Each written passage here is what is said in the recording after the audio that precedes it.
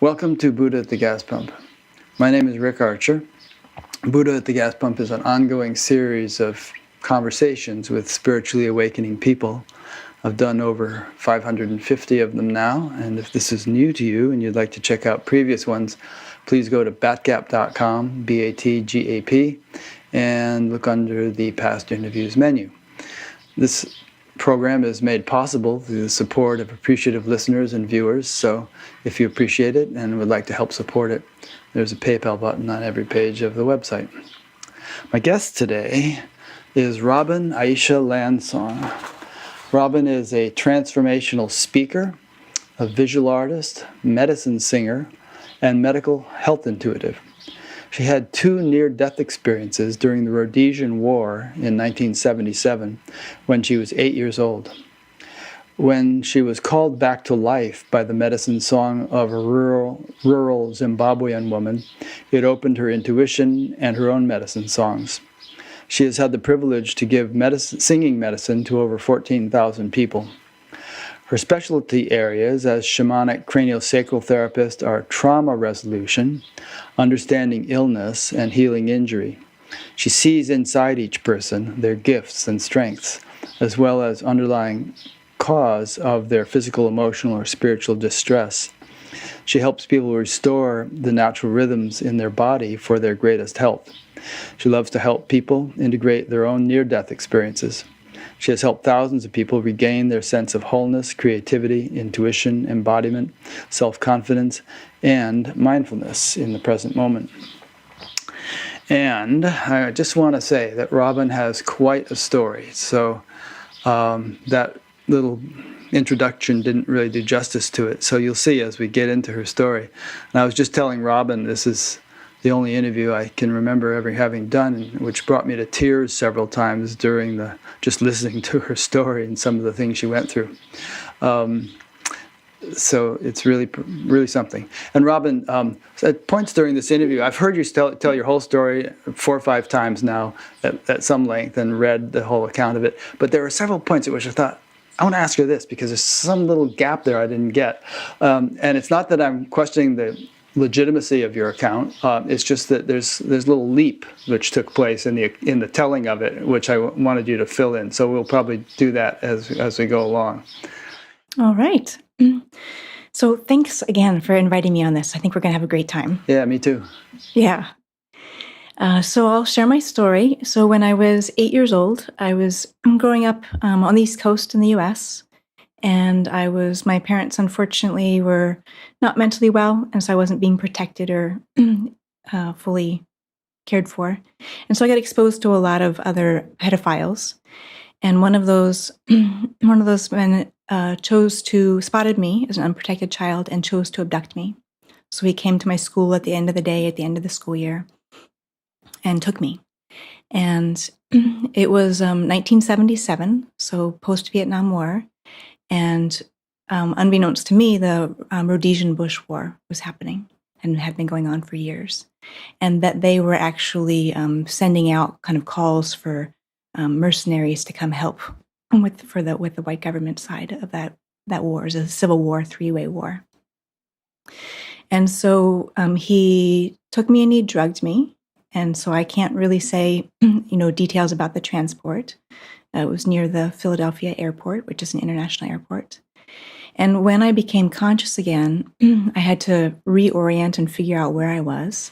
Okay, I have 2 questions already based on what you said. And these are the main 2 questions that came up when I heard you tell your story. One is that it wasn't clear to me what this guy's motivation was. In your book, especially, you give a very chilling account of what type of person he was, and you were able to see that just by looking at him, and he proved to be that kind of person by kidnapping you like that. But if he was a pedophile, it seems like he never did that, at least not in your telling of it. So that's question number 1. Why don't you answer that before I go on to question number 2? Mm-hmm. And it's interesting because a lot of people do ask that question, so it's a great question. And so we're trying to make sense of somebody who's not mentally well when we're mentally well. So of course, anything I say about like his motivations are going to be speculative. Speculation on my part. So it is possible that he was a had maybe been in Vietnam. And one of the things that happened that was odd about that war was that so many of the soldiers fathered children. And that when they were brought back, they left those children behind, called war babies. So one of the things that he said to me kind of once we were over in Zimbabwe was kind of, why can't you be more like her? And so my theory is that maybe he had fathered a child over there, and he felt and he lost that child. So he felt that he had the right to just get another child. So you were going to be his surrogate daughter or something? Mm-hmm. Because that was his big thing, was I am your father. Okay. But he was a very twisted guy, and the account in your book is much more detailed. And then the second question was, it was unclear to me how the heck he got you over there. You mentioned something about a duffel bag, but you can't carry an 8-year-old in a duffel bag in your carry-on luggage, and if you put someone in the regular check-through bags on a long flight like that, I should think you would have suffocated or had big suitcases thrown on top of you or something in the baggage hold. So I don't get that. People have questioned that. I don't think he would have put me in the cargo part. I don't think I would have lived through that either. Yeah. So kind of the two possibilities are, remember, it's 1977. So this is well before child abuse is even on people's radar. And it's certainly well before abduction, and that's a very recent thing that's become on people's radar. And so when I've talked to people who were kind of in the airport industry, they said, one, the seats were way bigger then. So like keeping your kind of luggage at your feet would have been a much easier option. There wasn't the security that we are now used to. He's also a very intimidating man. Like, authority figures didn't question him because he was so intense and intimidating. So either he, in my drug state, he either just said she's asleep and, somehow got me through, or the other option is, I was in his duffel bag and I was hidden and they just didn't check. Yeah, and the people in those days, especially like soldiers and all, they would carry these great big duffel bags. I forget what they called them, but right. And they just, they wave military through, and then other people have kind of given me research on like the abductions that would happen in an airport, even that they would walk up, drug the adult they were with, and then even take the child.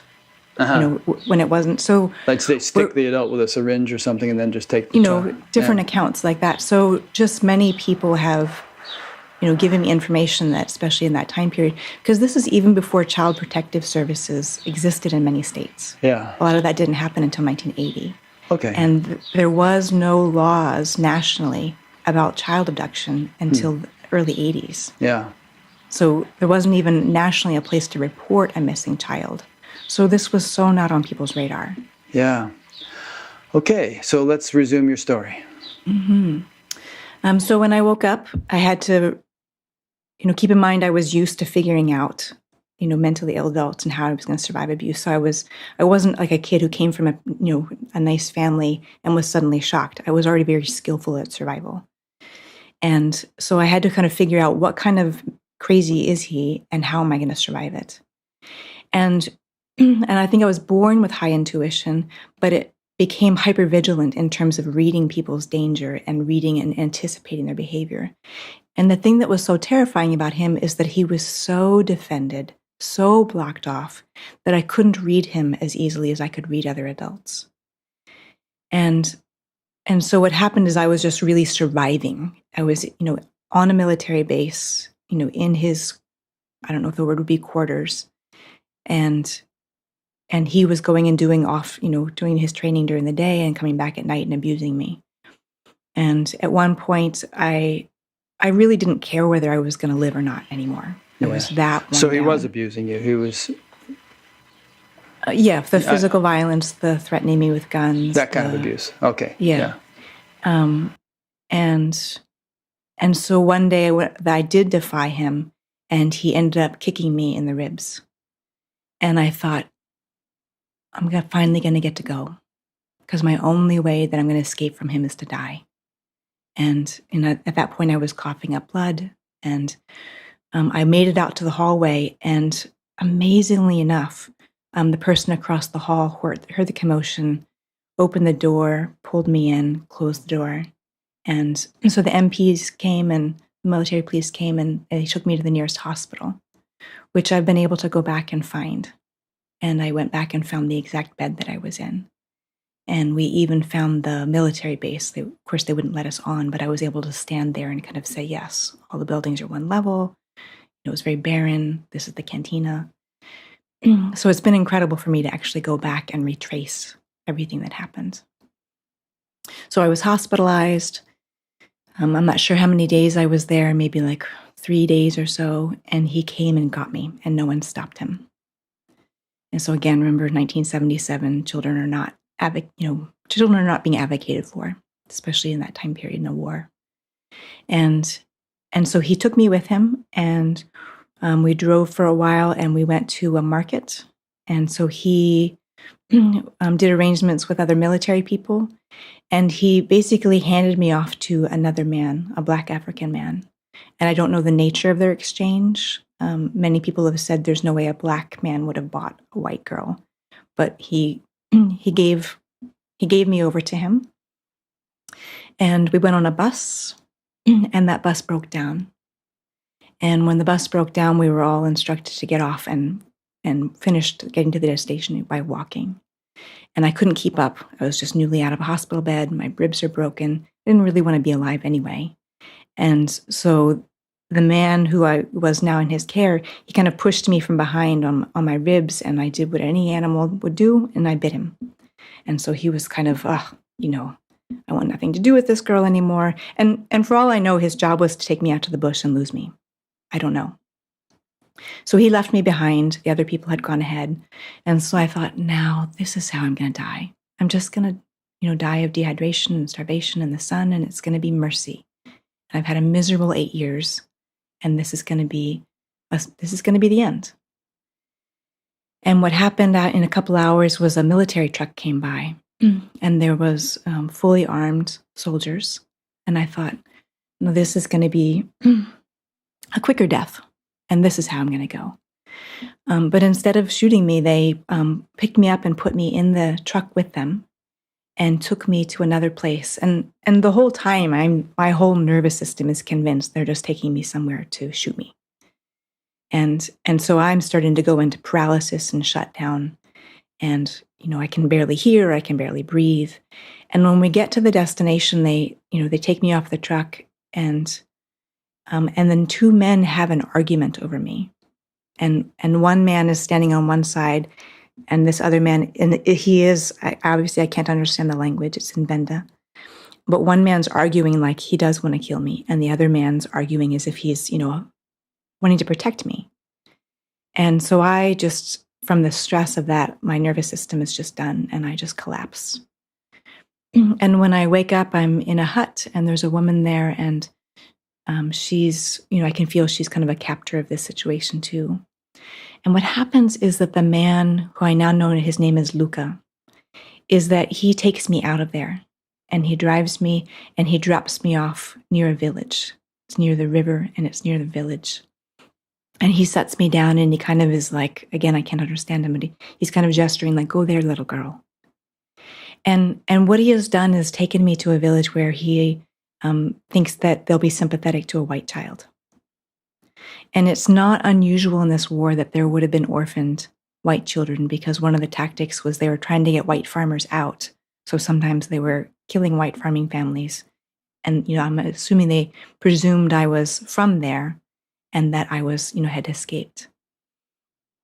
So I spend the night in a tree by myself, and it's finally peaceful. Finally nobody's arguing over me, nobody's trying to kill me, and it's actually peaceful. Yeah, you found this big fig tree, and you slept in the crook of the branches, and Yeah, and when I went back, I potentially found that exact tree. And so in the morning, I hear singing. And then my singing is a little different than the women, but I'll just give you a sample, just this joyful, and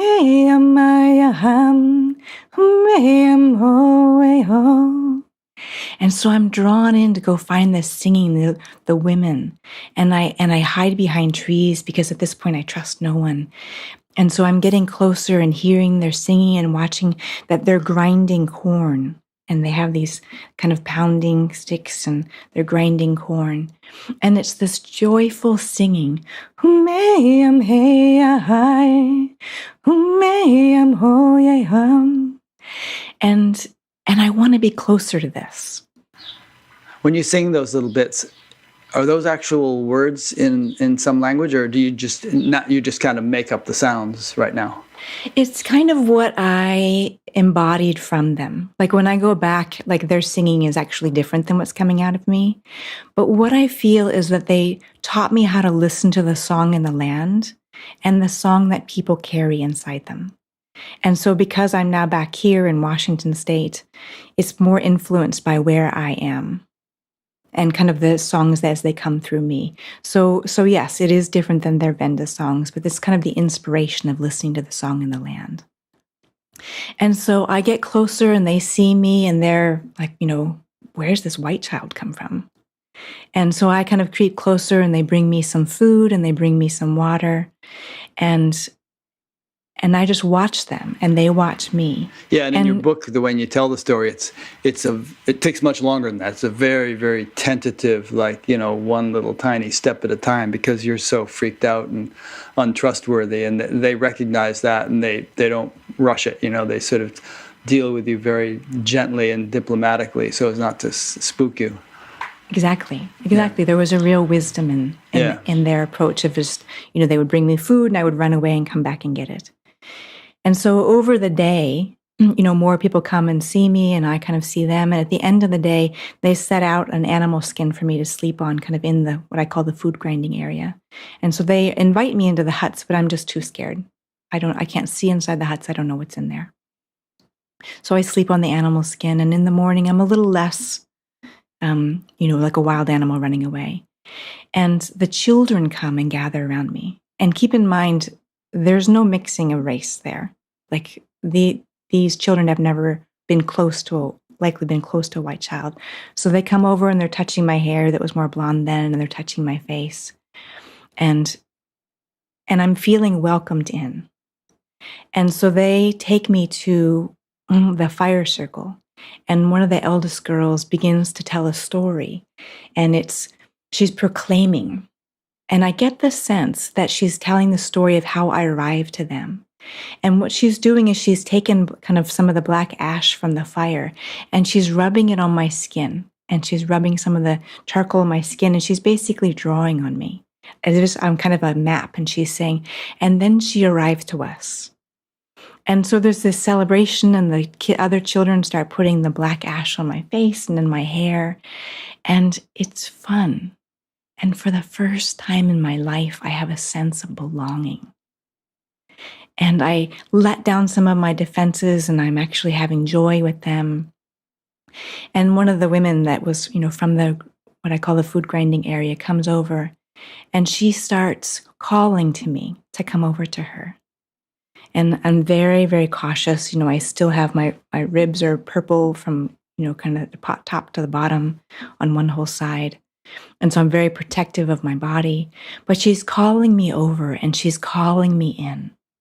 And her song is like a songbird. So songbirds can't be scary.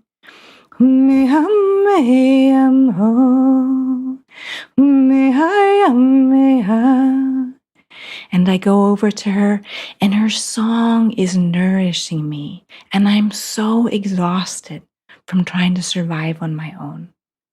And I'm letting her fill me up.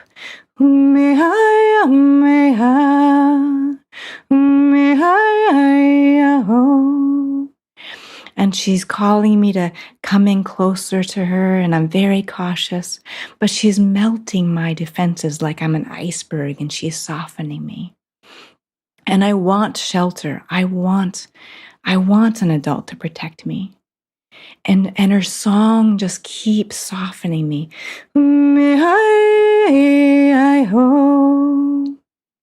And she's calling me to look into her eyes. And when I do look into her eyes, it's the first time I see the eyes of a mother. And I can be a child. And I lean forward and I collapse in her arms. And she's singing me whole again. and she's melting me and she's holding me in her arms. And I just let her be my shelter, let her be my mama. And it's the first time I've been held in this way. And I stay with her that night. I hold on to her dress, always making sure I know where she is. And they welcome me in, and I start to become part of them. They teach me the songs. They're teaching me how to plant food. And I even get to be part of a ceremony where they give me the name Aisha. You know what? Aisha sounded very familiar to me. I thought, is there something in Sanskrit, some name in Sanskrit, Aisha? So I looked it up, and it's a name for girls, meaning divine, supreme, regal, and related to Lord Shiva. I hadn't read that one. Yeah. Which actually you're going to touch upon later in the story. Yes, Maybe I should have am. saved it until then, but we'll maybe leave people in suspense until you get to that part of the story. But I thought you'd like that. This is my favorite part about sharing my story, is that people give me insight tidbits, back. Yeah. And yes, when we get further in the story, I'll kind of share like how people have educated me on what some of these symbols meant. Yeah. And by the way, that woman who held you and healed you, was that Mama Eaton? Mm-hmm. Okay. Yeah, and we're still looking for, that's the name that I gave her, and we're still looking for somebody who might remember the names of everybody from the village. And even though I've been back twice, people are very reticent to talk about kind of what happened in 1977. So it's a little hard for me to sometimes get stories. So yes, I was, and it's interesting too because Aisha is a more northern African name, and so it's also possible that they were calling me Shai, and that the greeting for a young female is Ah. Huh. So like a Shai. Yeah. And so I was becoming part of. They gave me the naming ceremony, which was the most extraordinary healing, an abused child could possibly have. And it helped me clear more of what had happened during the abduction and the assault and really the mind distortion that happened during the abduction. And that I did begin to have Stockholm syndrome with him, of like thinking he really was my father. So they're letting me belong, letting me be part of. And one of the things, the healing things that happened too, is that the two women, my Mama Yatan and another mama, they took me to this river and they put clay on my broken ribs. And they sang to me until I could sing back to them. And they considered me well again when I could sing. So one day I wandered too far from the village, kind of to that little creek by myself. And you had been living there about a month by this time, I think. Yeah, that's kind of our best kind of a time frame we can put together, like maybe 3 weeks or so. Yeah, because you mentioned the moon looked similar to when you had first arrived there, yeah. Right, because, no one's speaking English to me at this point, so the best I can do is kind of go by the moon. And so when I'm at this creek, and normally it's a very positive thing for me, it's where the women had healed me with the clay, it's where the children and I would come to play. And unbeknownst to me, a battle was starting to ensue in the field next to there. So soldiers were starting to gather. And I was close to that edge, and one of the soldiers spotted me. And when he spotted me, he immediately brought up his rifle, took aim. And when his gun barrel became just a circle, I knew that it was aimed directly at me and that there was no place for me to run. There was no shelter, there was no adult. And I was frozen in fear. But I had just started to turn my body when I heard the gun go off. And the bullet grazed the top of my head. And I went down. And in my heart, I thought, you look just like the people I've done ceremony with. You look just like the men who are, being good and teaching me how to plant in the field. Like, why am I so worthless to you when they are finding me valuable? And so I go down, and my whole body is starting to be like a city going into a blackout. Like I can just feel my life force outside of me, and my perspective goes out above me. And I'm seeing my life force go out in me come back in and go out. And I think, if that doesn't go back in, this is the end. And so all at once, my life force does go back in and my perspective comes with it, but it goes out a portal out the back of my heart. And I'm transported, so held. I'm transported to a place where I come out. And at first, I'm totally disoriented. I don't have any perception. And eventually, I begin to remember, oh, I have a face and I can see. And the first thing I feel is touch, and it's feminine, and the hands are loving. And when I can see her, she's black, and it feels like my sister that I've known for lifetimes. And then I can see her sister behind her. And they gesture over to the side, and they're showing me there's a huge golden sphere. And I know I could go into that golden sphere with them and be totally restored. But then I think I'm going to lose my newfound African family. I finally have family, and I don't want to leave that family. And so that wanting to still stay with my African family takes me away from that scene, and I start falling backwards. And I'm falling through layers and layers. And where I land, it's a stone stairwell, and it feels cold and damp and kind of like Ireland or Scotland on a cold, cloudy day. And I'm looking around, and there's a stone stairwell next to me and another stairwell down in front of me. And I'm trying to get up, and I feel so weak. And all of a sudden, there's an older man there. And I think, where did he come from? And he looks kind of weak himself, and he's offering his hand to help me up. And I think, he's so rickety, I'll pull him over if I pull on his hand. But I can't find another way to get myself up, so I take his hand, and he's far sturdier than I ever expected. And he helps me up, and he gestures that we should go down the next stairs. And I don't know where we are, and he seems to know this place, so I go with him. But again, I feel so weak, and there's something dripping on my shoulder. And I think it's rain from above, and I put my hand on it, and I look at it, and it's my own blood. And I realize I'm bleeding to death. And I show him, and I'm panicked. And he nods his head. He knows, he can see. And it seems to encourage him even more that we need to get down the stairs.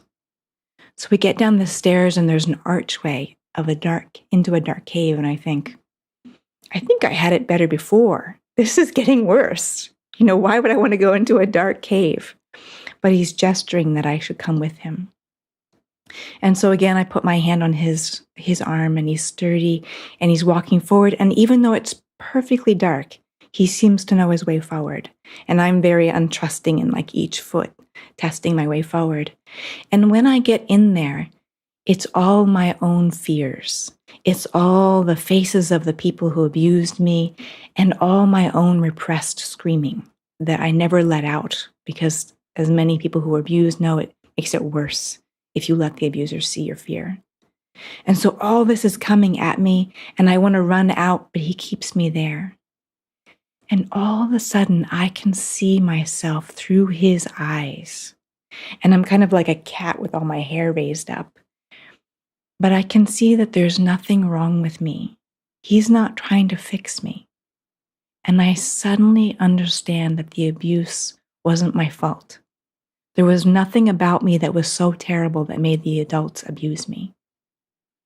And when I understand that, kind of all the ghosts of all the abusers and my own screaming, it just stops and gets peaceful. And we continue walking, and we come out the other side of the cave. And it's like the night sky is full of living stars. They feel like relatives. And I look at him, and I realize he came there just to help me through my dark cave. He could go anywhere. And he came to, be my bodhisattva, be my help to help me through my confusion. And my trust in him is absolute. And so I put my little hands in his big hands, and I telepathically, we don't need to talk, ask, where are we going next? And he looks at the cave next to us, and he says, kind of nods, we're going there. And so I say, okay. So together we leap off this cave, and it's not like falling fast. It's like Do you gently leap falling. off a cave or you leap off a cliff? I'm sorry, we leap off the cliff. Yeah. Thank you for the correction. And so we're gently falling, and we go from night sky, where these stars are like living relatives, into sunrise. And there again is the golden glowing sphere, so much bigger. And he again telepathically tells me, go there, go inside that sphere, and you'll be returned home. And so he flies on, and I have this newfound confidence that he had inside him, now inside me. And I think, oh, I want to tell my African family all about everything that's happened so far. And then as soon as I remember them, I remember my attachment to them, and I want to be with them again. And I think, well, I could go to the golden glowing sphere, but I need to find my family. And so I look down, and there's a green grass field below me. And so I direct myself to land there. And when I land there, I get very scared that something's happened to them. And I start running around, calling out for them. And the grass is getting taller and taller. The more my confusion and my panic gets, the more the grass becomes like a forest for me to get through. And I call out to them, and I'm scared that maybe they've been hurt and they're down on the ground. Maybe they're bleeding and they need me to help them. And so finally, I just get struck by such a huge wave of panic that I fall over and I cry until I'm like a storm cleared out. And when I'm cleared out, when I'm peaceful, I hear a rustling. And I get up and I go search for that rustling. And as I search, the grass is getting shorter, and I come out to this open field. And there I see a being, and he is like royalty, even though he has no crown. And he has like a simple felted coat on, and he has a sheep herder's staff. And I run to him, wanting to ask him, how can I get back to my African family? And in his presence, I feel no disturbance. In his presence, I can't even remember why I would ever be disturbed. And his face begins to change. I'm trying to look at kind of what he looks like, and he starts out with a beard and kind of a narrow face. And then his face changes to someone I don't know. And then his face changes to a lion. And I think, oh, I would love to show this lion to Atto, one of the men from the village. And then his face changes to Atto. And my heart blooms open with all this love. And his face changes again to someone I don't know. But I still have the same amount of love. And I thought, I'm more capable of love than I realized. And he switches back to his original face, and he puts his forehead to mine, and I can see as he sees. And it's like all of us are a gem, and we're connected by living lines like golden spider webs. And it's this huge matrix of living lines.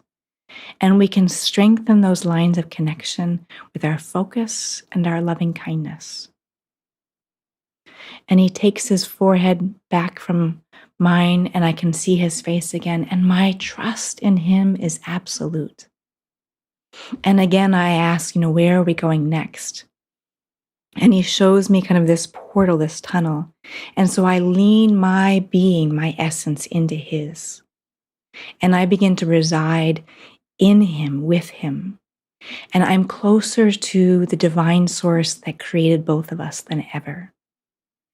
And we travel through this portal, and we come out, and we're looking down on the scene where I was shot. And my mom Yatan has found me, and she's brought my body up onto her lap, and she's stopping the blood flow. And she's wailing into the sky. And I'm looking down from above, and I think, oh, I want you to know that I'm okay. I'm guided, I'm peaceful, I'm not in pain, and I'm perfectly fine. And I want someone to be able to comfort her. And so I turn to my what I call my royal shepherd, and he looks up, and we begin to rise up. And I rise up, and I'm getting more free of my form and any limitations I had in this lifetime. And I continue to cross over, and there's beings that are continuing to purify me. And I'm going through veils, I'm becoming lighter, and it's thought that connects me to every living thing around me. Even the tunnel has a life force. And I know I'm going home to the great heart where I will be received, and I trust all beings are received there. And I continue on towards the great heart. I'm becoming softer. It's even harder to discern like what's me and what's everything else. And right then I hear singing. And I recognize this singing as my Mam Yatan, her calling song. And when I look back towards, this direction is the great heart. And when I look back to the source of the singing, towards, where I was in this lifetime, I can sense that she's called on the ancestors in the land to make her song so strong that it has reached through the veils to where I am now. And her calling song, her medicine song, reminds me that I haven't done my purpose, which is to sing medicine songs like she has done for me. And I remember that I'm part of this choir of medicine singers. And my desire to be part of that choir again turns me around. And I start heading back. And when I am at the closer to returning back, I meet another being who shows me all the art that I will draw in my lifetime. And she says, I will be the keeper of these art images until you are safe. And then you will be given this kind of treasure chest of images to draw from the other side to help people remember that we are divine beings. And when I get back just to the veil between the living and the other side of the veil, I meet what I feel is the great grandmother of all of us.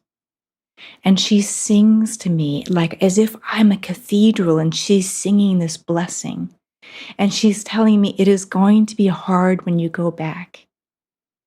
And I want you to remember that you are from this source. No matter what happens to you, you are made of the great heart. You are a drop of that divine source.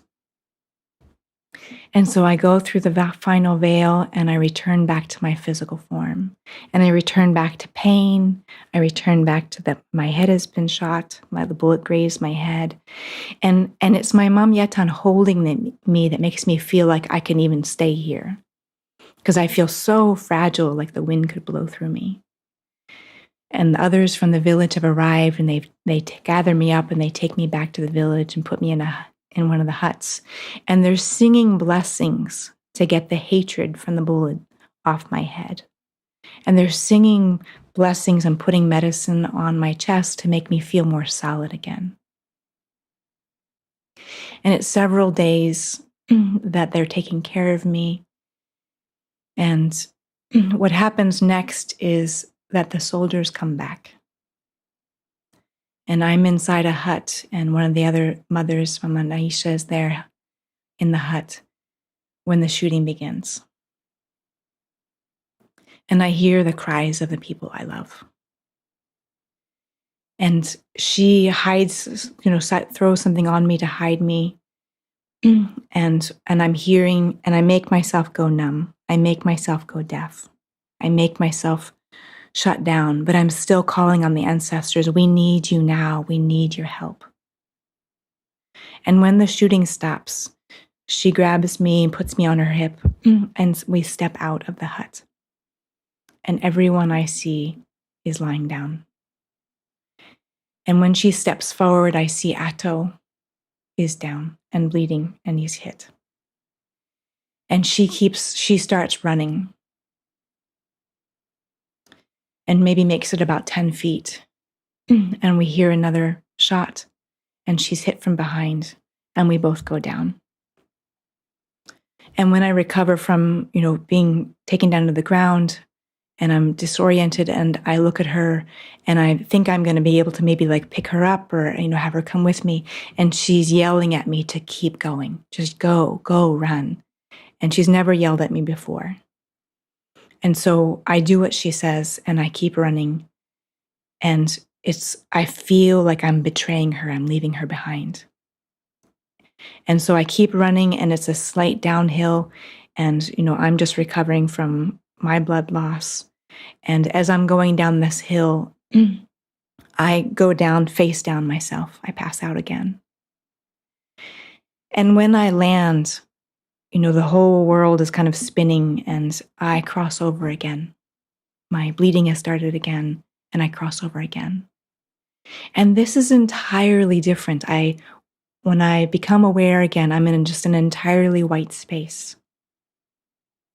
And there's, again, a singing starting, but it's kind of words on the horizon, and it's a song in English. And it says, "You will live, you will live." And it's to the song of Three Blind Mice. And that's a very positive association for me, because the kindest thing my brother ever did for me was when I was very sick. He sat in bed with me and read the entire set of Three Blind Mice to me. So I innately trust who's ever singing this song to me. And I want to get closer to this. And so I'm drawn closer to this horizon line where I see through a veil. And there's the words, "You will live." And, I have a brain injury, so my comprehension is kind of low, but I finally realize, oh, this is a message to me. I will live. Did I die again? And I look around, everything's white. I don't have a body. Oh. And then I want to know who's singing this to me. And I'm trying to see through the veil.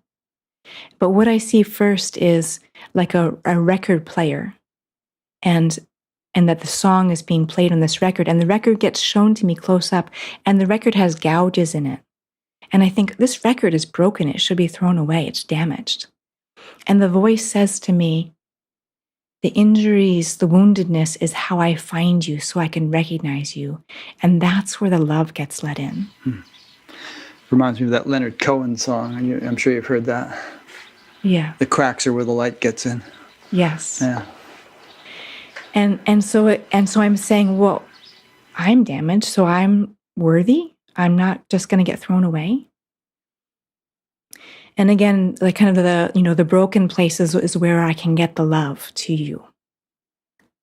And so then I can see through the veil, and I see this being, and he's got a blue, purple tone to his skin. He has a black bun on top of his head. There's kind of all kinds of ornaments around him, but he's so intense. I sense that, like, with one hand, he could create a mountain, and with the other hand, he could destroy it. And I kind of think, like, who am I to be in the presence of this being? And he starts showing me a vision inside my mind. And he's showing me two land masses being crushed together. And it's destruction and, all this mayhem is happening. But in the end, there's a new mountain that's made. And he's showing me all the new life on the mountain and the plants and the flowers and the animals that are now there.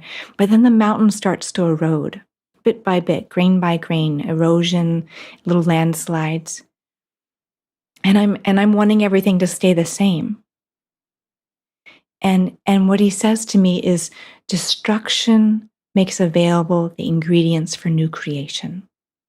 And what looks like total destruction to you now is the beginning of a new creation. And I say, well, I like things to stay how they are. And he says, well, shall we bring down the mountain so you can have the beaches? And I'm like, can I have both?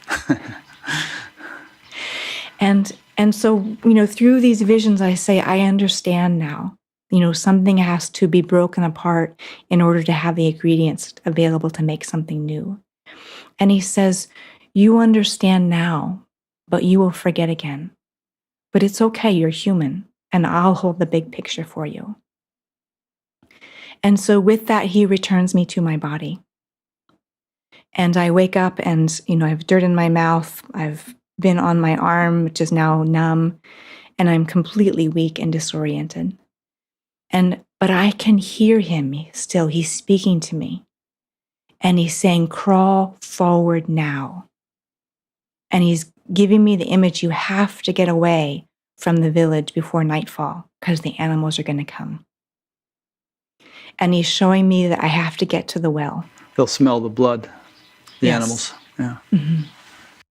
And so I don't really want to live.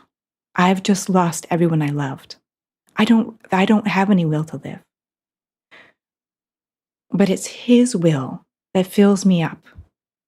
And his will that makes me crawl forward. And I pull myself forward and I get 3 inches. And he says, crawl forward now, pull forward now. And he's giving me direct instruction, every pull forward. And so I spend the next several hours pulling forward until I get closer to the Limpopo River and closer to the well. And his plan is that somebody will come to the well in the morning and find me. And so I spend the night, I kind of cover myself with sand to kind of block the wind. And in the morning, kind of the same thing, I get directed by divine source to get closer to the well. And in the morning, a woman named Mia Lucy comes. And incidentally, we mentioned Lord Shiva earlier, but the guy with the shepherd's crook, you eventually felt that that was Jesus, or may have been, and then the guy with the bun on his head and the tremendous power who was talking about creating and destroying mountains, you felt might be Lord Shiva. Mm-hmm. You didn't mention that in the telling. Right. And what I love is that I'm a white girl from the East Coast having my near-death experience in Zimbabwe and wasn't raised Christian. And I see Jesus and Shiva. Right. Very multicultural. So when people say, people have their near-death experience based on their religious training, like I wasn't exposed to anything Hindu growing up on the East Coast. So you wouldn't have interpreted it as Lord Shiva at that time, but maybe no, now. I had to look that up later. Yeah. And as I'm writing my book about all of this, the whole scene about the being in the field, I was kind of saying to my husband, who was my content editor in the beginning, really drawing the story out, and he was raised Christian and I was not. And he said, well, tell me more about this character. What was he wearing? And I said, well, like kind of a felted robe with like wide sleeves, and he had a sheepherder staff. And he kind of looks at me and I said, is that somebody important? And he says, the Lord is my shepherd. I was like, right. Oh. So I did not have any preconceived ideas. Irene, would you get me some kombucha? So Mia Lucy came and she put me on her back and she took me back to her homestead. And it was an incredible risk for her to take in a wounded white child. Because on one side, she could be accused of siding with the enemy, the white government. On the other side, she could be accused of abducting a white child, which for a Black family would be a terrible crime. Okay, now this is a new woman that you hadn't met yet. She just found you at the well. Yes, she found me at the well, and I now know her name is Mia Lucy. I see. And so she hid me, and they actually even kind of covered my face. They say they put shoe polish on my face to hide me and dressed me in indigenous clothes. And when one of her neighbors saw that she had a wounded white child, they said, "Don't bother with her; it's too dangerous." And she said, "I won't throw her away. She's a living human being." And so it is that courage that is the reason I'm alive. She could have left me at that well, and I certainly would have died. And so it's her valuing of me, even though it was a terrible risk to her family. And I did find out later, so her granddaughter is Mayemu. And in my book, I call her Girl Who Smiles Like the Sun, because I didn't really comprehend everybody's name at the time. And so they took care of me. And they eventually got me, they kind of talked to some white people across the river, and they said, we found this wounded white girl. What should we do with her? And they said, well, we're the closest white people, so give her to us and we'll find out, where her parents are. They had no idea I was American. So they actually took me across the Limpopo River, gave me to a white farming family who took care of me for, maybe like 4 days or so, I became very sick. I probably had an infection. They ended up taking me to a hospital in Polokwane. And from there, I was treated for my infection, and they got me to tell them, who my parents were in America.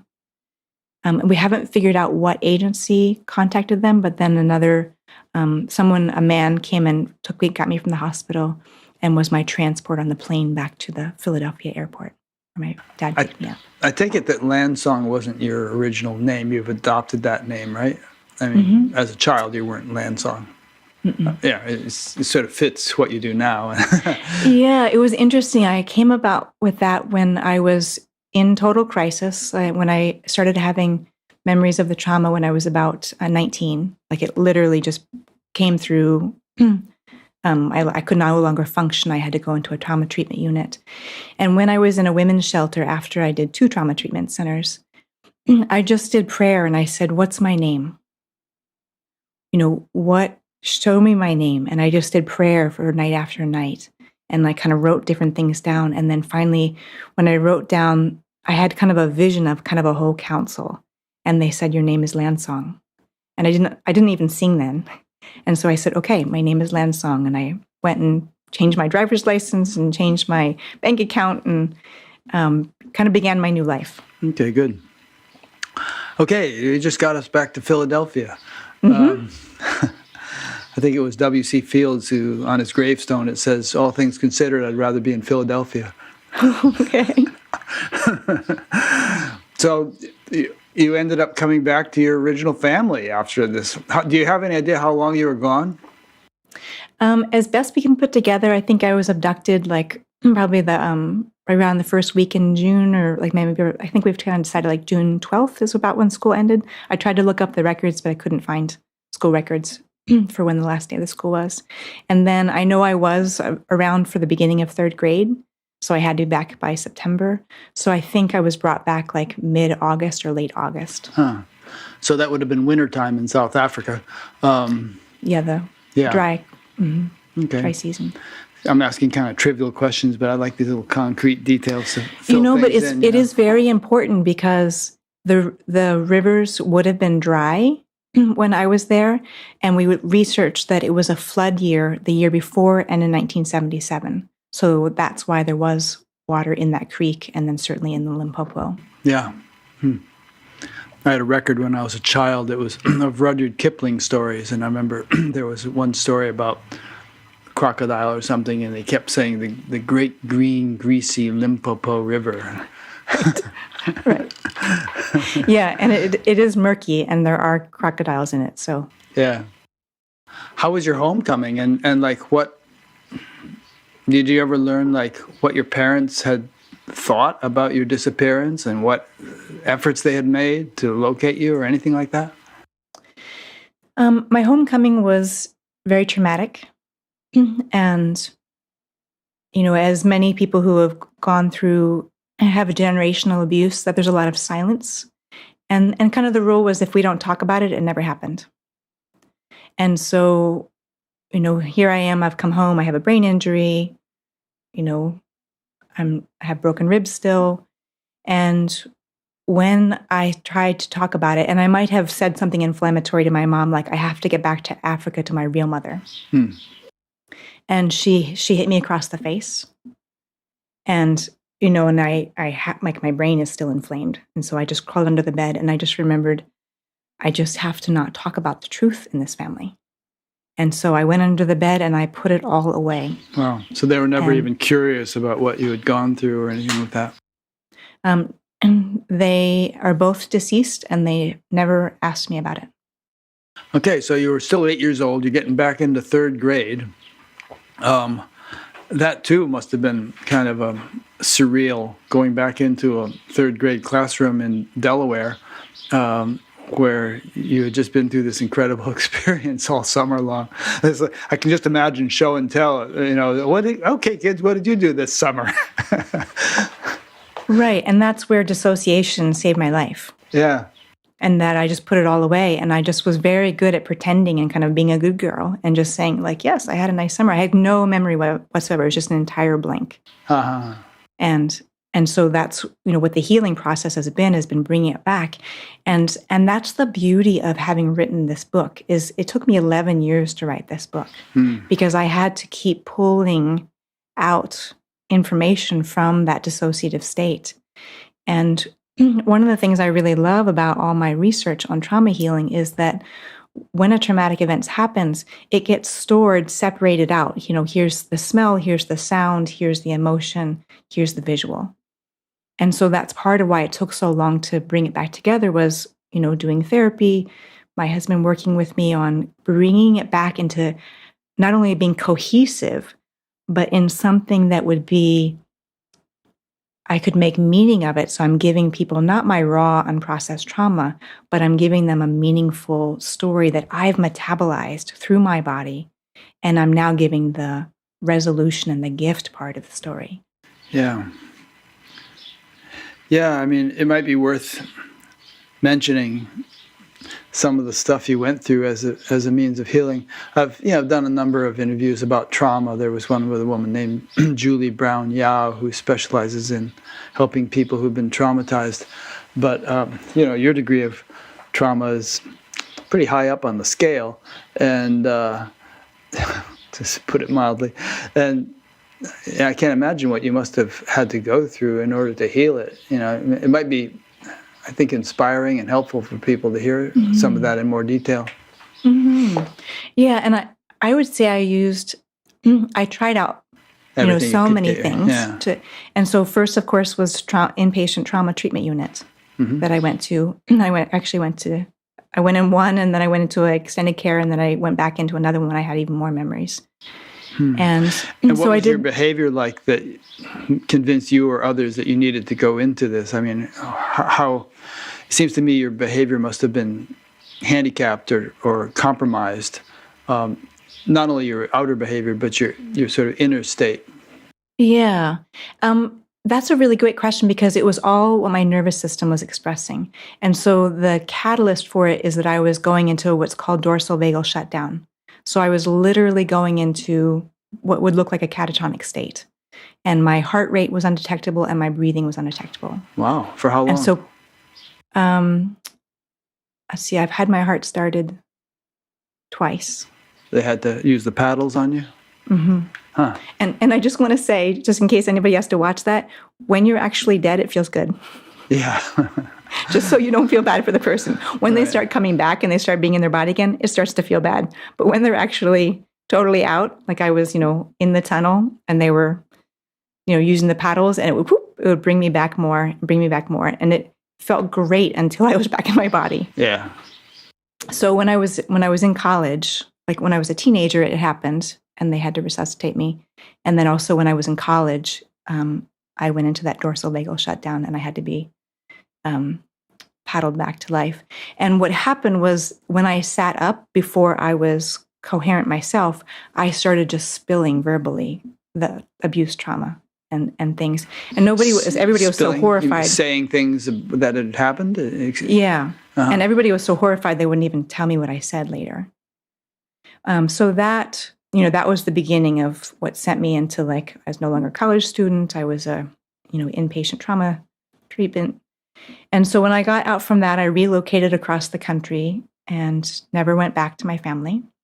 And so I did therapy 3 times a week. And eventually, when I could tolerate body work, I did craniosacral therapy, massage with a very trauma-informed massage therapist. I did yoga. I did continuum movement, acupuncture, Feldenkrais. Guided meditations were a really great thing because I had control over it and kind of when body treatments were too much. So and then of course the big thing, and I really like to get this across to people because it's not as commonly known, is when I started taking herbal adrenal support, that was a huge key in transforming my post-traumatic stress because the adrenals and the kidneys get very exhausted by trauma. And our therapy isn't going to go as well if we're on this really shaky platform. So people can look up herbal adrenal support. There's, rhodiola, licorice. There's different adaptogens. They can see an herbalist, naturopath. And that's been huge for so many people, and especially other near-deathers I've talked to who had, a physically traumatic event, that they got ground underneath of them once their adrenals started to be nourished by some adrenal supports. And I was also impressed that you actually got into college. I mean, you must have, again, been sort of handicapped by everything you'd been through. And obviously you're a very intelligent person, so that must have enabled you to get in. But it was impressive that you were able to be that functional as to get in there. Yeah. Did you not finish it because you ended up going to the West Coast and all that stuff? So I had 2 years when I had my breakdown, and then I did my trauma healing just took all my time. And then I finished my 2 years after I was kind of functional enough. And the interesting thing is, for a lot of people, we flip into over functioning. We flip into being high achievers, overachievers, which has detriment to it too in terms of exhaustion. Yeah. But so that's what I did. I was an honor roll student. I was an A student, and I did overachieving. And so that's actually taken me years to dial that down and not be so hypervigilant on overachieving. Yeah. Do you still have any residual traumatic incidents, with stuff still bubbling up? I'm definitely very careful with my nervous system. I kind of consider that I'll be on adrenal supports for life. My ribs are still a bit of a problem. My low back is injured. My knee was damaged. But I tell you, when I go to near-death conferences, I look around, I'm like, ooh, I got it good. I have all my limbs. And so I definitely always, I meditate about an hour a day just to really continue to invest in my nervous system. I do things like hyperbaric oxygen chamber. I spend a lot of time in nature. So I think I'm always going to have a kind of a high maintenance nervous system in terms of always needing to invest in peace. And, I don't watch scary movies. I do rock climb. That was actually really, really helpful in reclaiming being able to be scared and move rather than scared and freeze. So there's all kinds of programs of rock climbing helping people from trauma or soldiers recover. Well, I hope you do that really, really safely. Yep. I'm not one of the no free biggest soloing takers. or anything No like free that. soloing. I'm on a rope. I don't lead climb. Yeah. I'm the more conservative end of it. And incidentally, you mentioned your art, and that lion behind you was something you did. It's woven right into the fabric, is it? Yes. Did you do that with needlepoint or something? How did that get in there? You're giving me a little more credit. So I did the drawing, and then I make a high-resolution file of the drawing, and then I send it to a weaving company. And they are able to weave it in with a computer thing. And so it's like if you flip it over on the back, it's got the reverse of it. So it's not printed on, it's actually woven. Huh, that's really cool. So it's kind of fun for me to discover like all the different, like I have mugs, and you can have it on T-shirts, you can have it on your iPhone. So it's kind of a fun time period to live in terms of being able to print art on all kinds of things, which actually is available on my website. Yeah, I've seen some of those. You're a good artist. Did you ever have any formal training in art, or did you just figure it out? That's what I did my bachelor's degree in. Okay. Finished my social sciences and fine art. All right. So now you ended up, eventually you met your husband, John, and at a certain point, and there was an interesting story about how you wrote this 7 pages of this book, and you thought that was it. And then you showed it to John. He took 2 hours to read 7 pages, and then he started sort of egging you on and relentlessly getting you to unpack it more and more and more and more, and now you've ended up with a whole book. There might be a bit more you want to say about that, but I thought that was kind of nice and wise of him. Mm-hmm. Yeah, and he even says, he feels like it's part of his soul contract to bring this book into the world, and it's a big part of, supporting each other in our purpose and our mission has been a big part of our relationship. And I believe he could interview me in a way that, if I had just hired somebody to help me, that they wouldn't have had the same level of permission, because he knew that, if he interviewed me on something that was going to bring up more traumatic content, he was then my support. So he could kind of like turn rocks over that somebody else might be more tenuous about turning over. Do you have a thing on your website where people can put in their email and get notified when the book finally comes out? Mm-hmm. Yep. Good. Because I just want to say, I've read half the book. I'll try to finish it. We'll see. Each week is a whole new thing I have to prepare for, but I'm really enjoying it. And it has much more detail than Robin has been able to give us in an hour.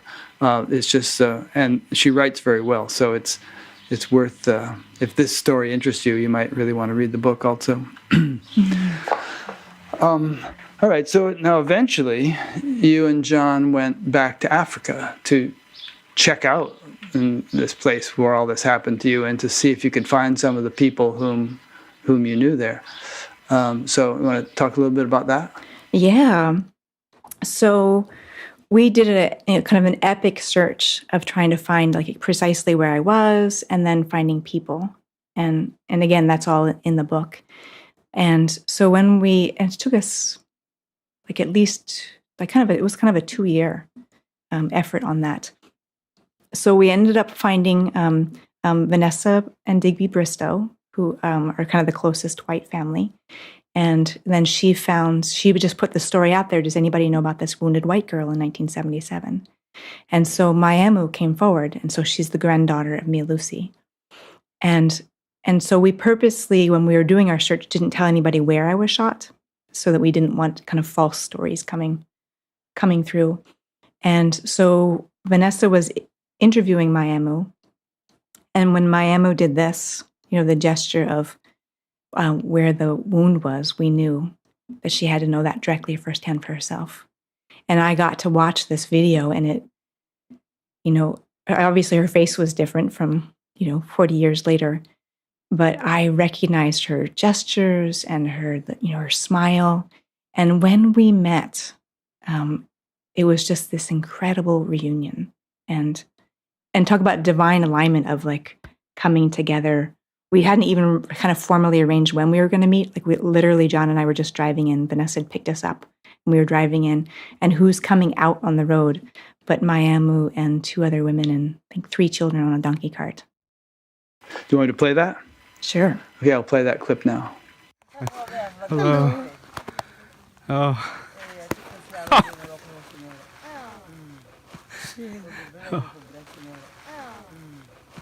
Oh.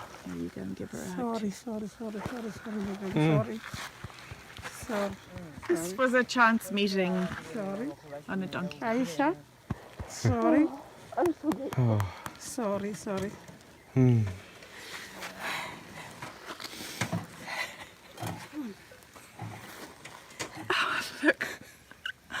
Look. Sorry. Tani madam. Yeah. Who done? Rono Tani. Yeah, this is John. Okay. This Hello. is Can the... I give you a hug? Hello, John. These are really old friends. Wait a minute, I want this other side here too. There we go.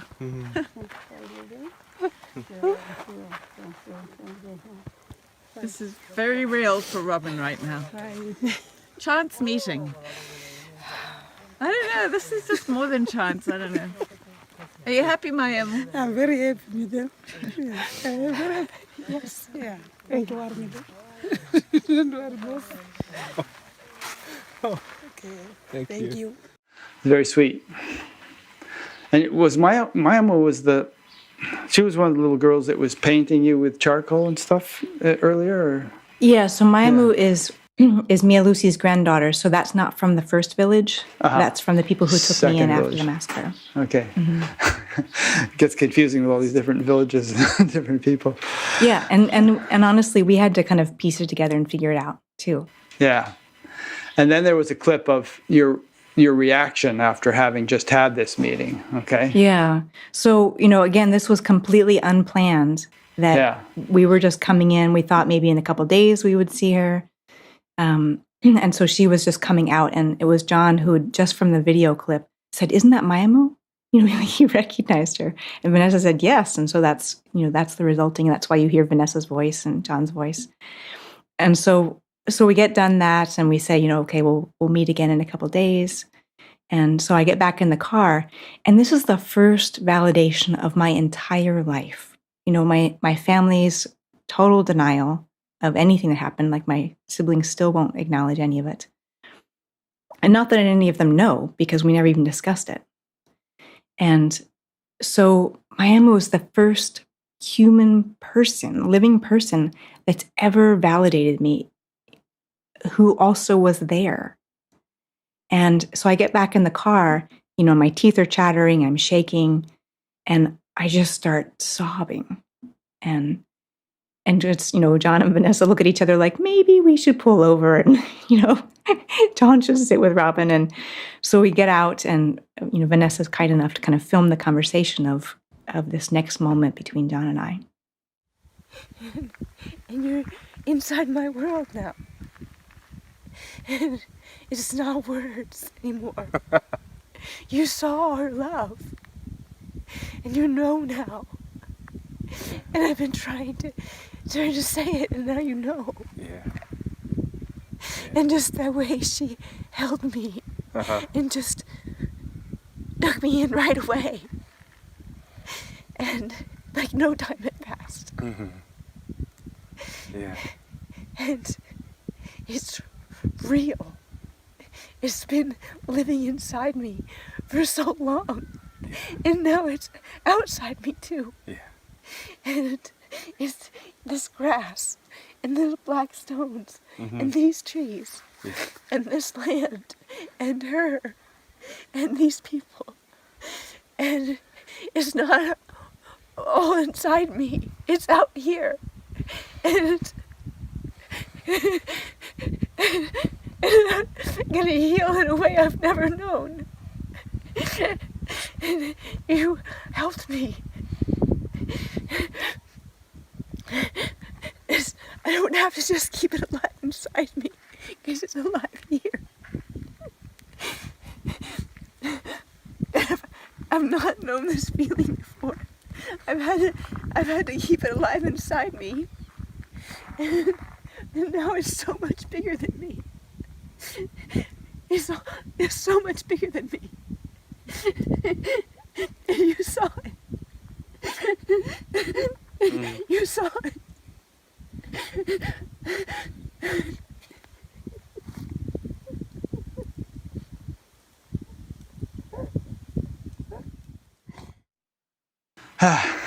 That one really gets to me every time. Can't watch it without starting to choke up. It's beautiful. Yeah, I'm so grateful for Vanessa for thinking enough to record that so we could share that with people. Yeah. So the whole gist of your story, the whole kind of flavor or theme of your story is that you have a purpose, and that's why the beings that you met during your near-death experience said, you will live. You have to go back. You have something to do. And a lot of near-death experience people get that message when they're on the other side. You're not finished here. Some of them are given a choice. They say, okay, you could stay here if you want, but you have things to accomplish back there. And usually the way you hear this from people who actually have come back, so perhaps that's why they chose to make that choice. But it's always like they kind of like to stay, and in fact they really like to stay in many cases, but there's this thing they're supposed to do, and they think, oh, okay, I'll come back, I'll do it. So you are doing it, and a large part of what you're doing is you were almost kind of initiated into it in those African villages. All the singing and the healing through singing. You experience that firsthand as a recipient of that healing, and now you're doing that for others. So it almost seems like you could have had a near-death experience in the United States for some reason, and but that wouldn't have been the right introduction to what you were actually going to end up doing with your life. Hmm. Yeah, and doing the singing medicine is such a privilege. And obviously it's not about me. Like when I'm doing we do singing ceremonies and there's this real surrender, this being the hollow bone, just letting it come through. And sometimes I'm hearing it. I hear it inside my mind kind of before I hear it outside of me. But there's this real aspect of allowing it just to come through. And I can feel when I'm singing to someone, like when I've kind of hit the bingo, like I can feel that, like, ooh, that's a good spot. Just do that again. Just do that again. And one of the things that I'm really enjoying about doing all the online sessions is singing to people when they're in a different place in the world, Australia and New Zealand and Africa and Europe. And so I'm trying to listen to what's this medicine song that's relevant for them. And so when I'm doing one in live in person and going around to each person, every song is really different. Like some are going to be a sweet little lullaby, some are going to be a fierce calling people into their power. And every time is unique and different. And I've gotten to learn too that it doesn't even really matter that much if it sounds good. And I kind of like to joke that we had just arrived to a near-death conference in Texas, and we literally just got off the plane. Somebody drove us to the conference. We walked in, and then the person who had the microphone at the moment was a friend of mine. He said, "Oh, Robin Landsong just got here. Will you come up and sing?" And called John up too. And so we hadn't even sat in our chair for very long yet. And so we went up, and it wasn't really that great. We're quite in sync with each other. We just done a 5-hour flight. And I thought, oh, well, we'll do better later when we've actually settled. And I look out and people have tears streaming down their face. And I think, apparently it doesn't matter my opinion about whether it sounds good or not. Yeah. It's about the medicine and the intent coming through. And so sometimes we're even singing the sound of somebody's illness. And it is discordant, and it is like a kind of a dying wolf sound. But what we're doing is saying, I see you. Your internal world is real. Your internal world matters. And so even if there's illness there, it's saying this too belongs. And I see you, and I'm going to sing to that and then see what else is possible. Is there a sweeter sound next to that illness that can be of support to your body and what it needs? So it's been an incredible discovery process, and I just get humbled every time I have the opportunity to do it. What kind of results have you seen? What kind of testimonials? Well, my favorite is when it helps people get more embodied. And, I just worked with somebody yesterday in Ireland. And so I'm also trained as a craniopsychotherapist. And being an empath, I can feel people's cranial rhythm across distance. So, even if I'm working with somebody in Ireland, I can feel their brain, I can sense their cranial rhythm. And so ideally the cranial rhythm is doing this. When there's a trauma spot, it's kind of like scritchy and doing this. When people have dissociated or left their body, it's sort of like a skip. Like there isn't any cranial rhythm. So I sensed that of like, her rhythm was kind of a little bit tight, and then it was just gone. And then it came back in. And then so I thought, okay, we're going to revisit that spot because she's not even incarnated in that area. And so I was focusing on that, doing the singing medicine, doing the empathic craniosacral. And she heard, it's okay to come in now. And she experienced a huge light coming in, so much so that she wondered like if there was like headlights coming in her window or something. Just my favorite. People are like, did you turn the lights on? What happened? And I was experiencing this incredible like surgence of like occupying like her life force, her vitality coming into that part of her brain. And what happens is, dissociation helps people survive. But when people don't come back in afterwards, whether it's a near-death experience, a trauma, extreme stress, when we either compress our life force inside ourselves, or it's in our field, or whether it's further out, or whether it's even still on the other side, we don't have that life force, that vitality to fund our physical body, and we get sick or we have some area of low function. So we have to bring home that life force. Some people call it a soul retrieval. I'm not fond of that term because I think our soul is fine. I call it a life force retrieval. And it is our energy that animates our physical body, and that we need that here. And I'll share one more story that's one of my favorite. Again, it was at that near-death conference in Texas, and we did a singing medicine. And I met this woman earlier in the hall, and she had her near-death experience when she was a girl, and she had drowned. And she said to me, and she was maybe late 60s, and she said, "I've been waiting to go back ever since." And it kind of broke my heart because I could feel, she just was kind of disengaged. And, I'm sure that affected her relationships and, maybe even her work. And so fortunately, she came to the singing medicine group. And when it came her turn, and I approach her, and so I read each person, and I'm asking myself, what's medicine for this person today? What are they ready to heal today? And what increment and what dose? And she felt like a ghost to me. She felt like a shell. And so I just did prayer, and I was like, okay, this is going to be a big one. Like I called in all my, green Tara and Avalokiteshvara, and I called in everybody, and I said, this is going to be a big one. And so I asked her if I could hold her. And so I was hugging her, and I whispered in her ear, "We need you here now. It's time to come back." And Rick, it was one of the more incredible moments in my life. I felt her life force just land down in her body. And I was holding her, and it felt like she was born again. And I sang to her a lullaby, and I had tears streaming down my face. And I thought, well, that went well the first time. I'm going to do it again.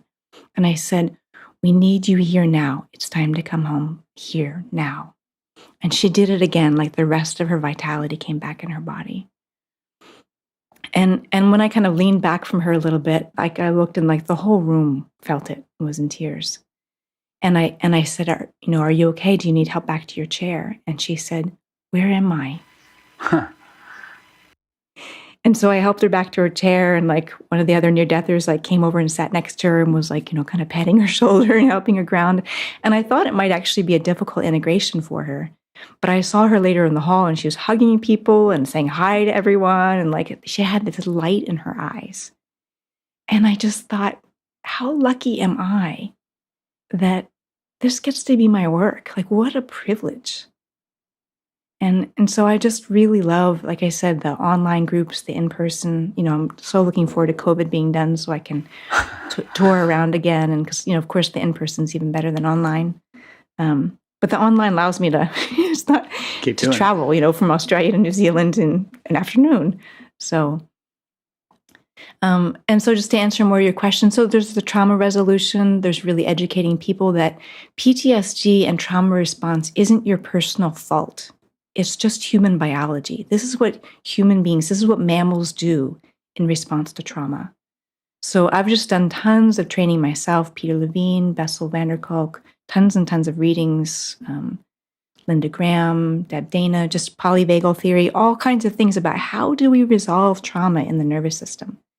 And one of my teachers said, trauma isn't in the event, in the past. It's in the nervous system in the present until it's resolved. Yeah. And so that's some of the work I really enjoy doing, so that people can feel whole again, and they can have freedom to connect, especially if they have abandonment and neglect.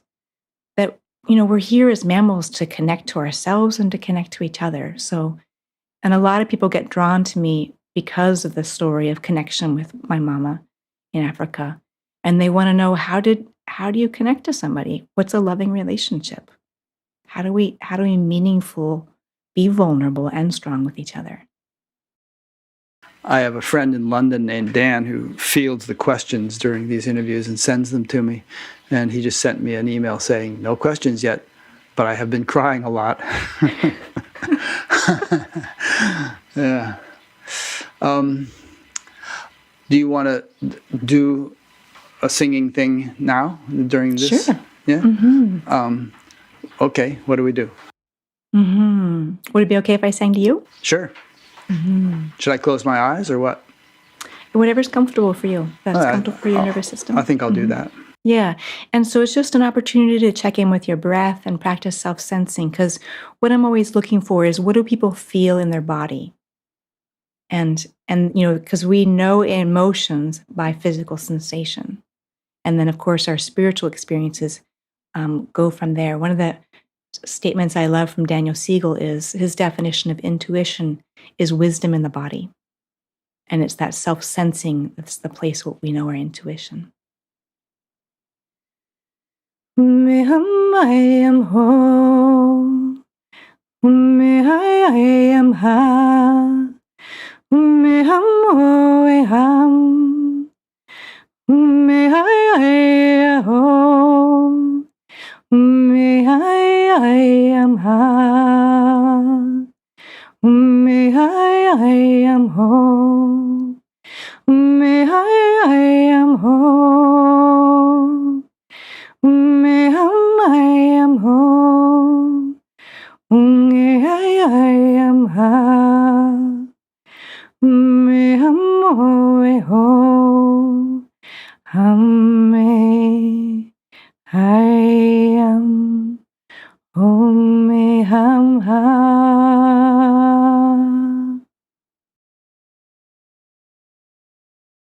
Thank you. That was nice. Mm-hmm. And was there anything that you did notice in your breath or body? Well, I do have a headache today. I've had it all day. It was soothing to close my eyes and settle in. I'm used to meditating a couple hours a day, so I'm used to kind of tuning in and settling down and so on. But I could sit for an hour and have you do that. It's just very, it's nice, and yeah, and it's also pretty universal if you think about it. We can think of indigenous cultures and ancient spiritual traditions. They all utilize song and ceremony of some kind.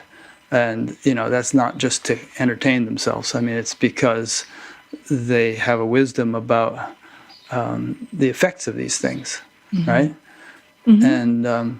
And I'm sure that, and different ceremonies and songs for different effects, I know this is true of South American cultures, Native American cultures, Indian Vedic cultures. They have all these elaborate yagyas, they call them, and Vedic ceremonies, which are supposed to produce very specific influences, either, in a broad sense or even for some specific individual on the other side of the world.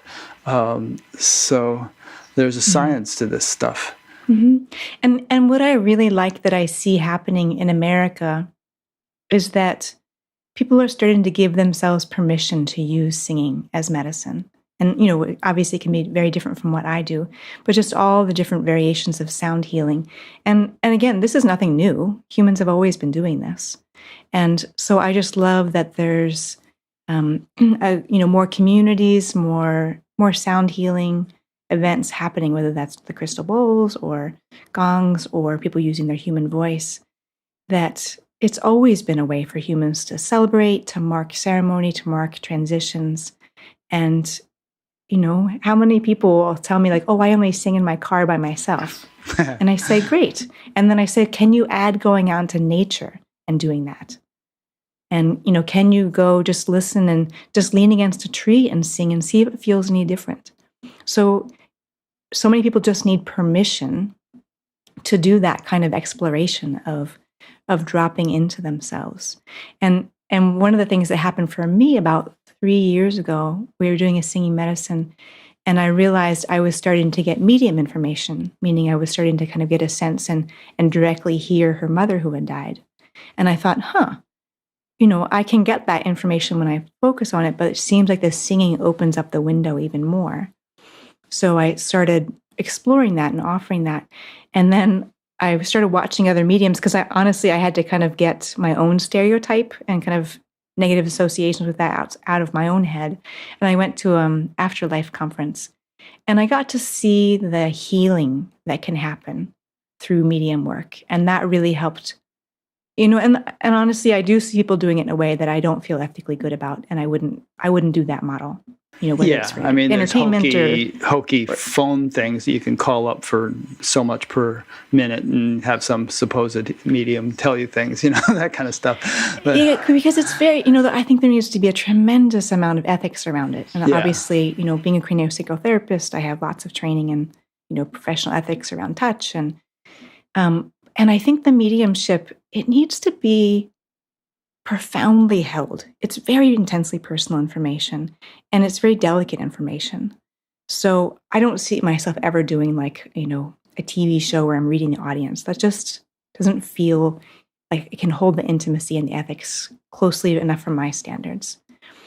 But as I started doing this, I was kind of watching other people, and I was actually watching Tyler Henry who scribbles as his way of kind of opening up his brain. And I was watching his scribbles, and I thought, what the heck? I draw. I can do this. And so I got back into it, and so I do my freehand kind of spirograph. I did spirograph a ton as a kid. And so all my drawings start as kind of the skeleton of this freehand spirograph. And so I started trying it in my sessions, where I kind of started giving medium sessions, and I got way more information. And I got information that were messages for other family members. And so I've started doing it where like I draw for a while, and then I hold the picture up to the camera. I'm going to get a second camera where people can see me draw as I do it. And it was just an avenue, again, to open my awareness to even more information coming through. And I think there is no more sacred work than being that conduit. Like, there's one thing if I get information, what's even better for me is if I am the facilitator to help the person who I'm reading for sense their loved one and get their own direct experience. Because I get to have spiritual experiences and, visionary things all the time. What's important where the transformation happens for people is if they have the vision, or they have the sensation, or they have the direct contact. So that's the highest calling for me, is to be the facilitator of people having their own experience. Yeah. And it's not just that, okay, I know my mom's doing okay, or, some information you get from somebody on the other side.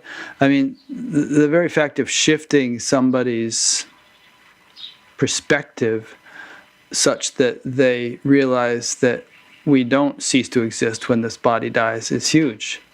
I mean, because there are a lot of people who go through life thinking that this is all I am, this structure, and when the structure dies, that's the end of it. I mean, it's a very cramped perspective, and it is, in my opinion, doesn't resonate at all with the actuality of the situation.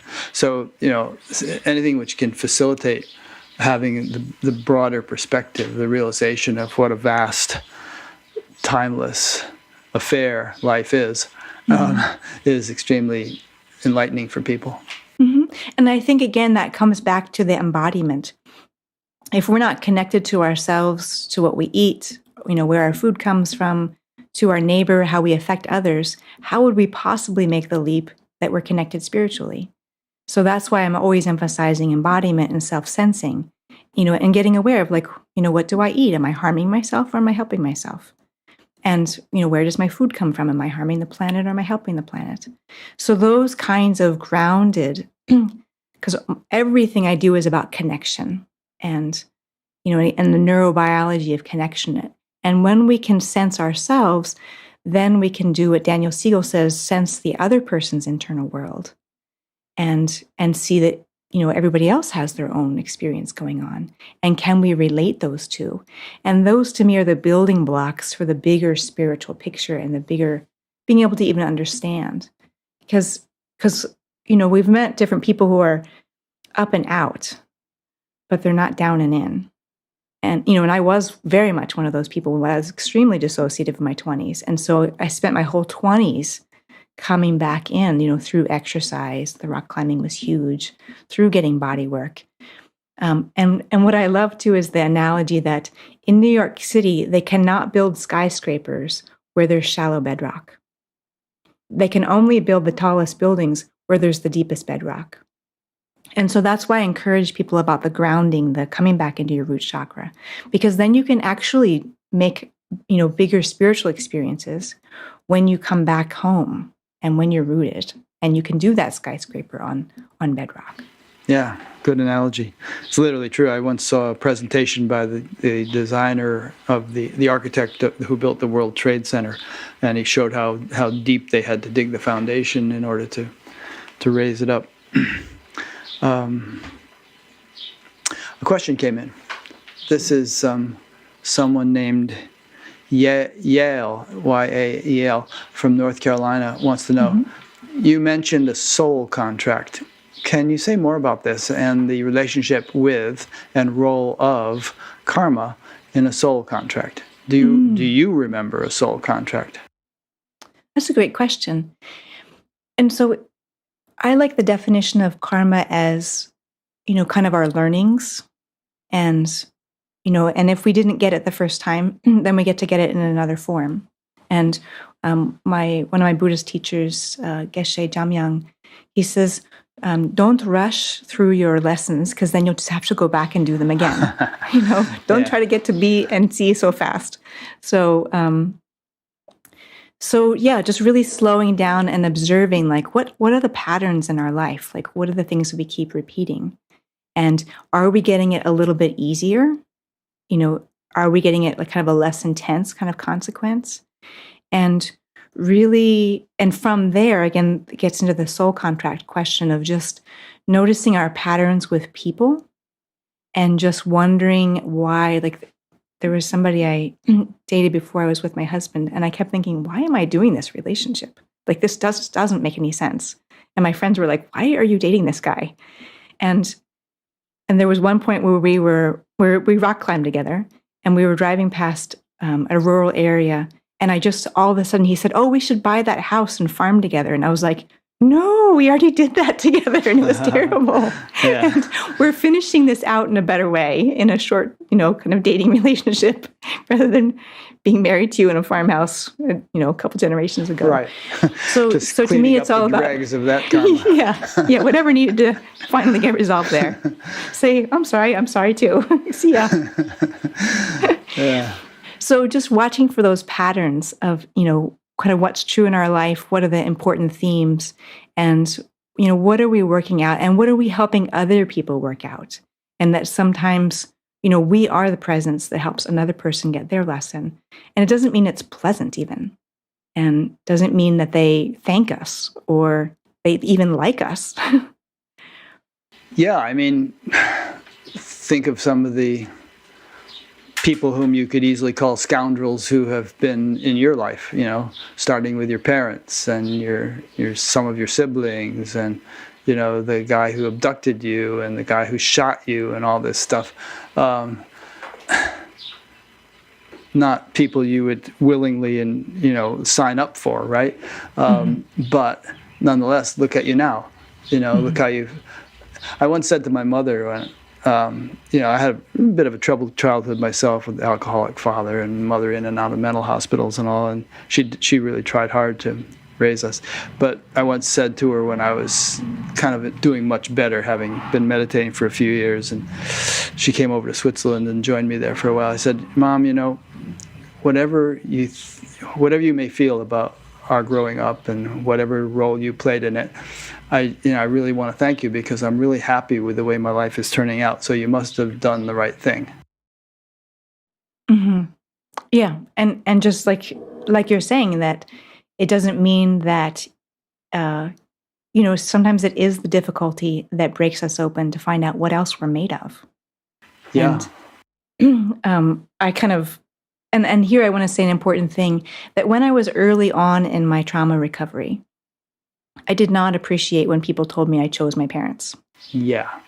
And it's just not the right timing to present that idea to somebody. And it was important that I was good and angry for a while. And that anger is what kind of forged my self-esteem again. I went from feeling totally worthless, not even a person, to my anger said, I am worthy of being treated well. And so I think there's real value in anger. Sometimes in some spiritual groups, like, anger is bad. But anger is about, when it's done well, when it's in alignment, it's about standing up in your dignity and saying, I'm not going to be treated that way, and I'm worth more than that. And then of course, from there, we learned to refine it, because when I was in my 20s, there was nothing refined about it at all. But I just want to say, if people presented the karma idea, or like, oh, you got interesting lessons to learn, when I was in that really gritty years of trauma healing, that was not of service to me. And that was only something I could embrace much later on my own. And, now I can kind of joke like, wow, I must have been really competitive when I was incarnating, standing next to somebody who was saying like, well, I'm going to, have all these difficulties, and I'm upping the ante, and our guides are like, whoa, you two separate. Yeah, it can be very heartless and glib for people sometimes spiritual people. Somebody will get cancer and they'll say, oh, it must be your karma, or you wanted this, you signed up for this, and all. And it's really not compassionate speech to speak that way. Right. And I think some of that comes from wanting to distance ourselves from suffering. And that when people flip into that blame, that they're saying, oh, I must be immune, I'm not going to get cancer. And you did something wrong, therefore you got cancer. And it's kind of an illusion that we're safe, because we're all vulnerable to illness. We all have physical bodies. And there, I think, is a really great point to make about the difference between empathy and compassion. And so empathy is when we're doing what I said before about feeling the internal state of another, like being able to sense their brain, sense their nervous system, sense their emotional body. And if they're in distress, we will go into, it'll activate our amygdala, our fear center, and we will go into distress also. When we shift over from empathy, which is just feeling the state, over into compassion, which can be as simple as, I wish the relief of your suffering. Or if we're able to take action, I take action for the relief or the prevention of your suffering. We shift into dopamine and oxytocin. So oxytocin is the chemical of connection. Dopamine is the reward pleasure chemistry. And so for so many people who are highly empathic, it's about the practice of shifting over into compassion. And so if I drive past, say, a teenager who's looking, really distressed, I can sense their distress, and then I just do a little prayer. I wish a safe person in your life. I wish someone who really gets you. I wish you the shelter and the resources that you need. And then I'm done. And I'm not empathetically still taking them with me. Because so much of what people come to me for is learning boundaries around, sensing others or being an empath. Yeah. I was impressed in reading your book about how perceptive or empathic you were, even as an 8-year-old, in terms of, sizing up the people you would encounter. Often within seconds, you'd sort of read the person and get a real accurate sense of whether they were safe or not safe. And even things like, there was some woman who you immediately sensed that she had like 3 children that she was responsible for. And so, if you were picking up on that stuff when you were 8, you must be picking up on a lot more now. Yeah, and I have pretty good choice around it most of the time. And what I found is that the more people disown their issues, the more it's out in their field, kind of the louder it is to me.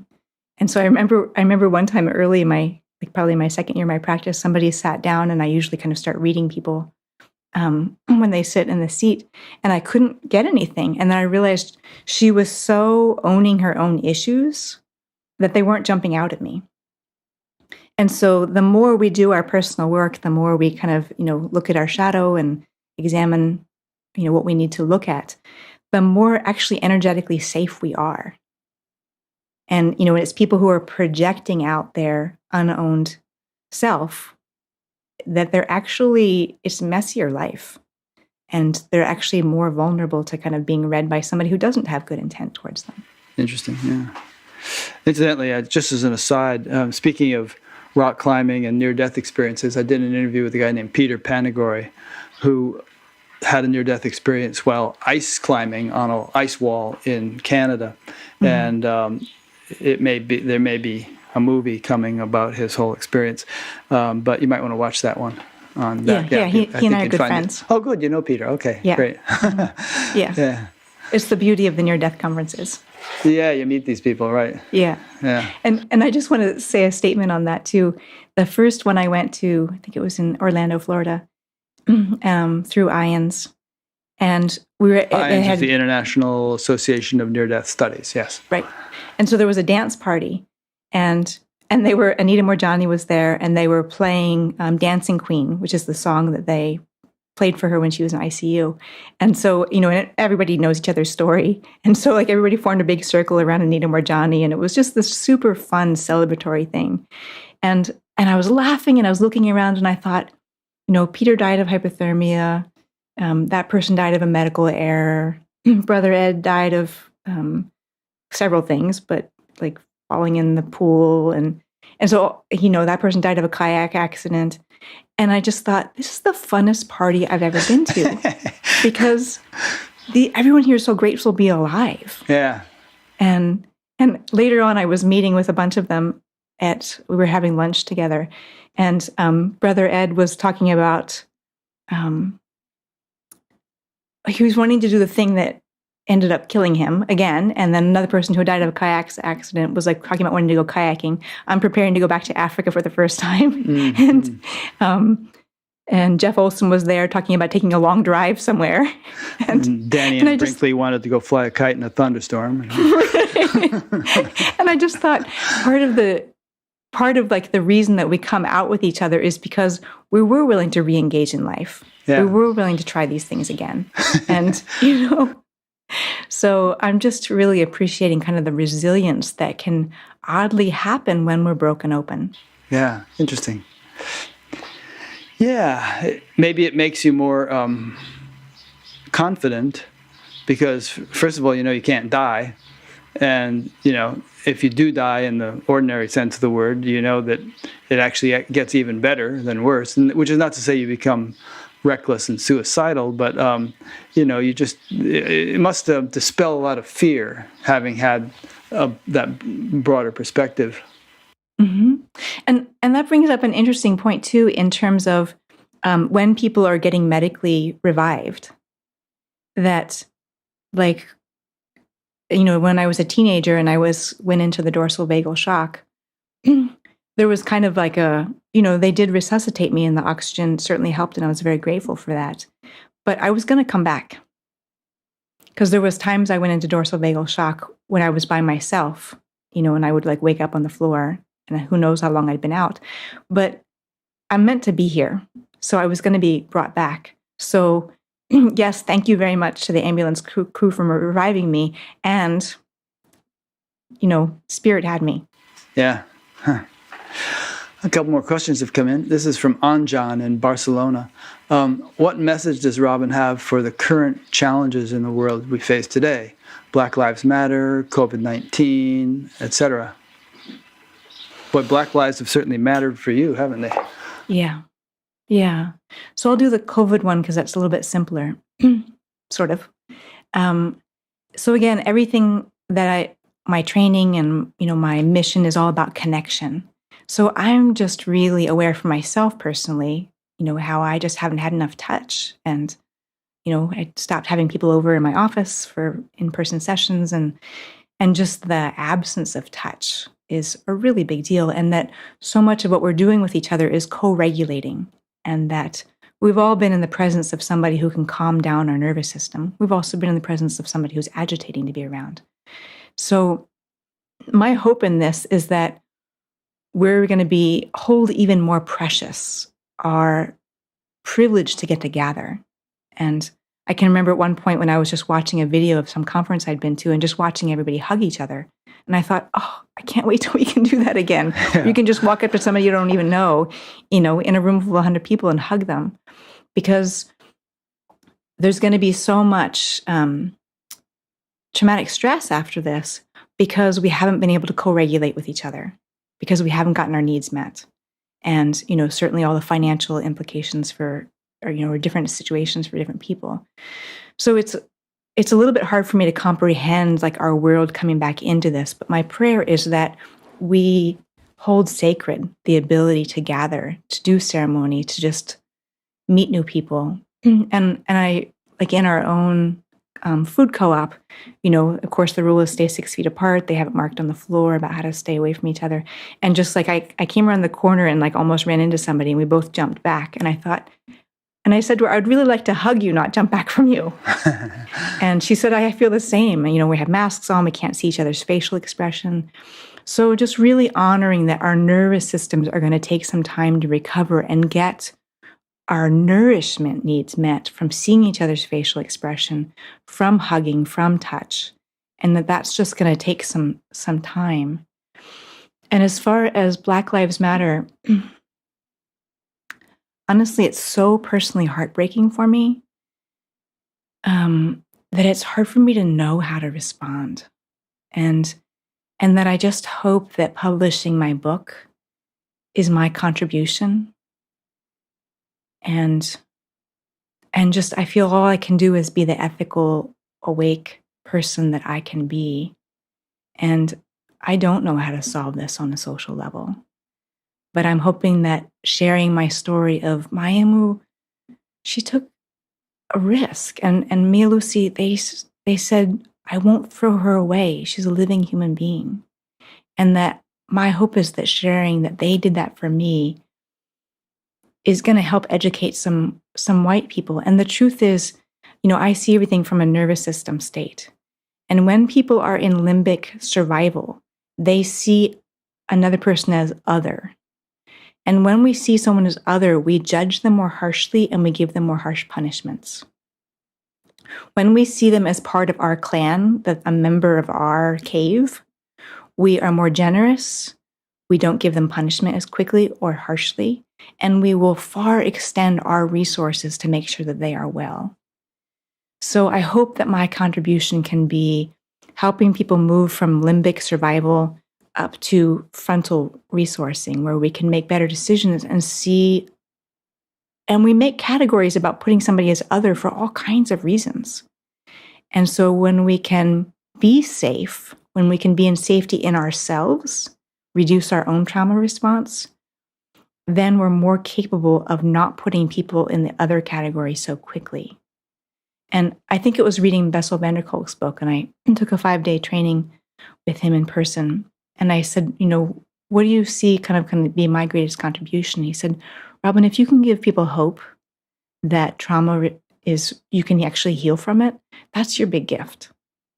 And that for the people who are in a position of sending out so much hate, they are so much in their limbic survival brain, they can't see. Black Lives Matter doesn't mean anything to them because they just go into, well, you're saying I don't matter. Because there's so much in just this limbic fight or, fight state. So it's really about healing as many nervous systems as we can. And that, maybe there'll be 10 people around that person to help them co-regulate into a less survival state, into a less hostile, defended state. Because cognitively, they can't get there. They have to get there through the nervous system being safe. Mm-hmm. Good. Here's a question that I bet you're going to knock out of the park. Natalie from London asks, why do we incarnate when there's so much suffering? Wouldn't it be better if everyone just stayed in the loving light all the time? I was just having this conversation yesterday. I totally agree. And sometimes I wonder, what the heck? Why did I incarnate? And again, it's why I work with so many people who are up and out, is because it's not that fun to be here sometimes. We get sick. A splinter hurts us terribly. Like, really? We're this huge person and like an ant bite can hurt. What is that? So I just think that if we stay where it's comfortable, we don't get to evolve. And it is the grit. It is the being broken down. It is we don't pray hard when we're comfortable. We pray hard when we're desperate, when we don't know. So if we stayed in a place where, the answers are there, where the golden grapes are there, we don't have the challenge to break us open. And it's just like exercise. You start out doing exercise and it doesn't feel good. Like I did a long bike ride last week, and the first 5 miles don't feel good. It's kind of like all the sludge in my system, sitting at the computer too long is being moved through. By mile 10, I started to feel good. By mile 20, I felt euphoric. But, it's not hard it's effort to go bike 30 miles. And I felt sore the next day. So, but it's a challenge that I chose to keep myself well. And I guess the tricky part is life throws us challenges that we don't feel like, I didn't choose this. I didn't choose to have somebody abusive to me. But when we can do the healing work, when we can do the embodiment, then we get to make meaning of it. And then we get to be of service to other people. And to me, that is the glory.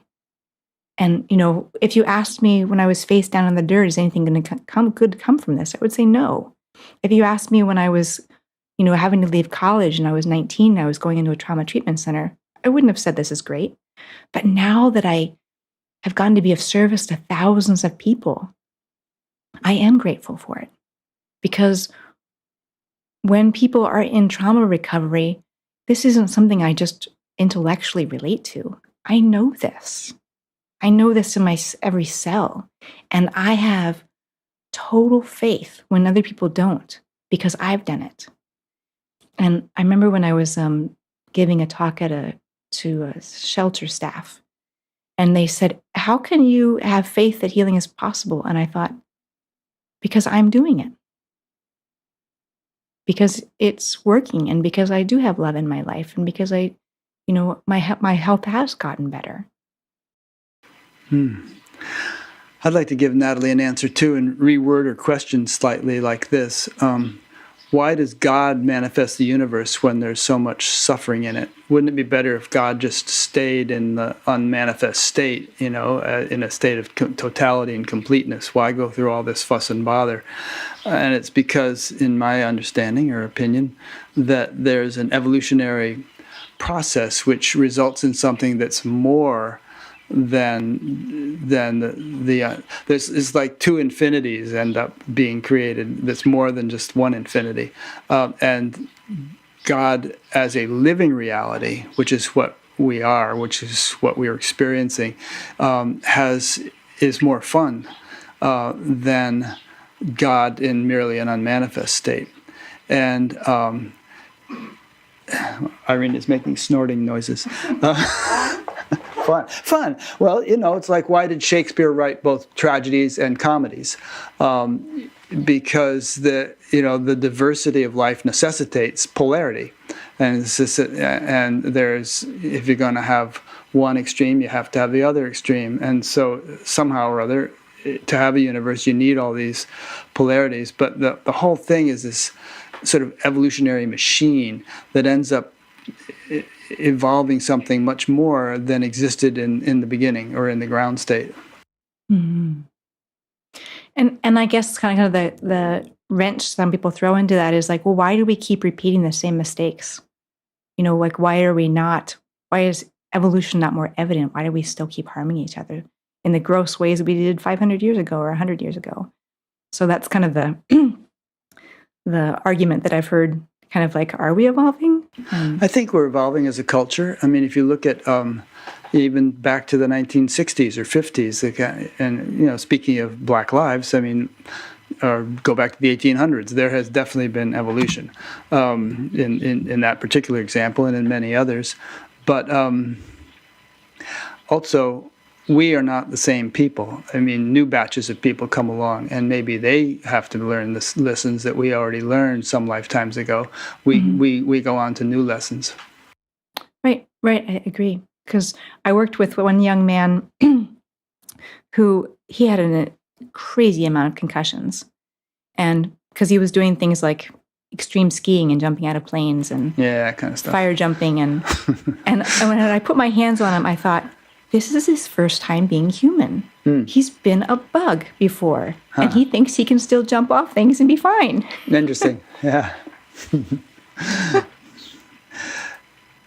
Here's another question that kind of relates to some things we've been saying. This is from Lisa in Mount Shasta.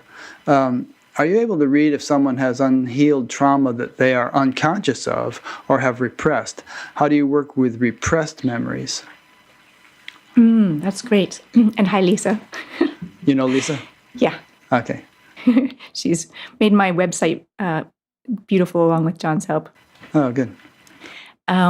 So very much. That's kind of the beauty of using my abilities in intuition as an empath, is that not only am I able to read people's trauma this lifetime, in the past couple of years, I've been able to trace back generational.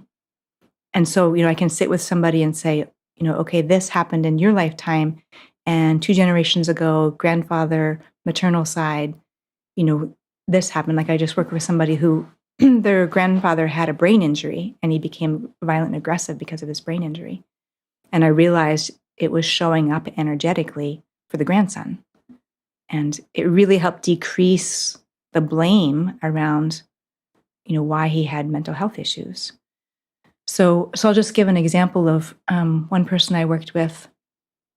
Her son had come back in her life, and he had also had trouble with drugs. And she started getting headaches. And she couldn't figure out why, now that he was back in her life, she was getting headaches. And so I looked at her, and I can see inside in people's anatomy, I saw the base of her skull, her occiput right side, and then I saw contraction there. I won't do all the anatomy, and then I saw a little movie of her being pushed backwards and falling onto a wooden porch. And I said, so was there a time where you felt unsafe and you got pushed and you landed on this porch and it was wood and you hit the back of your head? And she said, oh, that was the kind of break of my son's first violence from his mental health issues. And he pushed me and I did get a head injury. And so we talked about the key for her was having boundaries now that he was back in her life. Because the truth is, even though it was her child, she didn't feel safe with him because he was physically bigger than her. And that her headaches were giving her information to remind her he was violent towards you once. And you do need to have a safety plan here. Huh. Interesting. Well, is there anything that we have left out? Anything that you didn't get a chance to say that you think you'd like to say before we wrap it up? I just want to kind of complete that thought. In terms of working with repressed memories, it's all about the pace that is appropriate for each person. And that there's no rushing in any of this because it's all about nervous system stability and nervous system resolution. And that if somebody's not very resourced, I'm just going to make sure they're eating better first. That they have more support first. So it's all about the, really knowing what's medicine for this person today. And then I just have my little note to mention the Near-Death Experience Summit that's coming up in August. Tricia Barker is the organizer of that. And that's an online event. And I'll put it on my website at some point. And also if people want to, I'm on Facebook. If they want to say hello to me on Facebook, then you'll see the Near-Death Experience Summit on my Facebook page. Okay, and this is 2020 right now, so people will be watching this years from now. So, but in any case, your website is robinlandsong.com, right? Mm-hmm, correct. And I'll link to that and to your Facebook page on your page on batgap.com so people can find it. And my book is in the final stages of being edited. My next thing is to get an agent and publisher, and then I hope to get it out to people. Yeah. People have been asking for it, which I super appreciate. Well, it's good. I'm enjoying it. Okay, and I read a lot of books. It's a good one. Good. I'm glad. Yeah. Well, thanks, Robin. I've really enjoyed getting to know you and having this conversation with you. Yeah, and thank you so much for doing your work and bringing all these people to get to meet the world. Yeah, it seems to be my function, my dharma. Beautiful. Yeah. All right. So thanks to those who've been listening or watching. Go to batgap.com and check out the menus, and you'll see some things there you might want to do, like sign up for the audio podcast or check out, past interviews, make a donation if you want to. There's some various things if you look under the various menus. So appreciate your time, and stay tuned for the next one. Next will be a fellow named George Middleton, and the week after that will be a guy who has been working with a whole group of people, I think it was at the University of Arizona, to actually build some contraption of some kind which enables some sort of communication with Mark the other Pitstick. side. Yeah, Pitstick. He's come up. You know him? Yes, I've met him at conferences too. Yeah. So He's an interesting guy. I think you'll enjoy that one. Yeah, I think so. It's fun. Every week is a new package, new Christmas present to open. Perfect. Yeah. Well, this has been a total delight, and I'll say thank you in Venda, which is Rolez-vous. It almost sounds French. Might be through my American mouth. Great. Well, thanks, Robin. All right, bye-bye. We'll be in touch. Bye.